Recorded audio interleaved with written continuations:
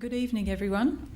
My name is Jane Hutchison. I'm from the School of Social Sciences and Humanities at Murdoch University, and I'm very pleased to welcome you to this national series of public forums called One Just World, Think, Talk, Act on Global Poverty and Development.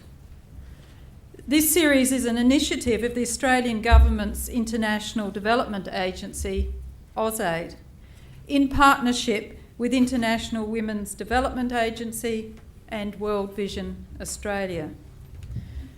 These organisations are joined by a university partner in each capital city, and here in Perth it's Murdoch University. I'd also like to thank the audio and video team at Corporate Theatre Productions, along with the Hyatt Regency, for their support at this event. But before we commence, I want to acknowledge the traditional owners of the land on which we stand and pay my respects to their elders, past and present.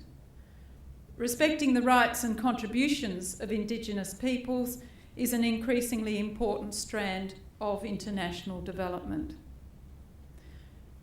The One Just World series is about providing a platform for ideas and conversations about important development issues and how they might be addressed.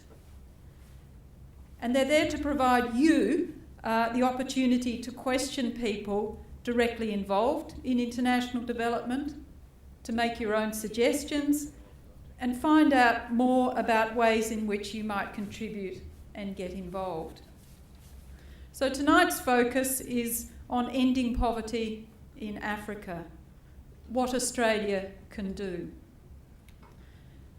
Africa is furthest off track in achieving the UN Millennium Development Goals.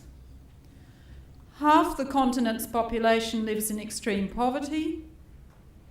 Women face a 1 in 22 chance of dying in pregnancy or childbirth, and that figure is about 300 times the rate in the industrialised world. 1 in 3 children of primary school age are not attending their schools.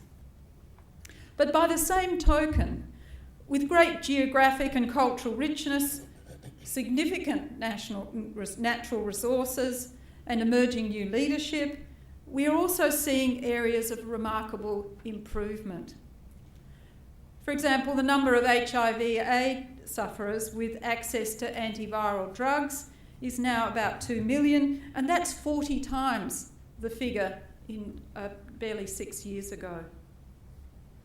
And in a number of countries, there have been important, significant improvements in basic health and education.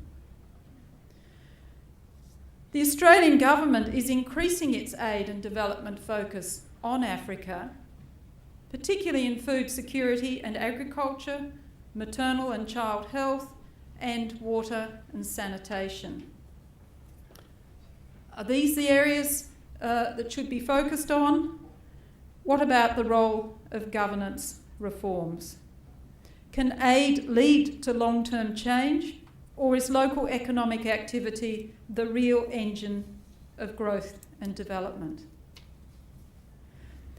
We're fortunate tonight to have 3 speakers, Melissa Park, Rudo Kwaramba, and Sam McKinder, who will offer us some expert insights into the development challenges for this extraordinary continent. After their presentations, there will be a brief panel discussion before we turn proceedings over to you, the audience, for questions, contributions, and responses.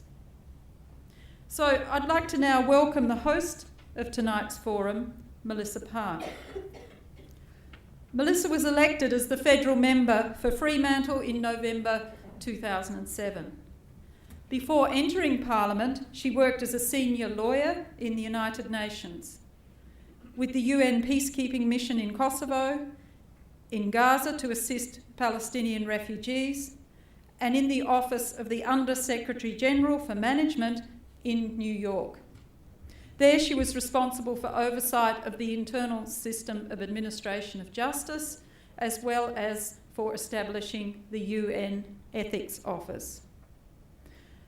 In 2006, Melissa took up a legal position in the UN International Independent Investigation Commission in Beirut, investigating the assassination of former Lebanese Prime Minister Rafik Hariri.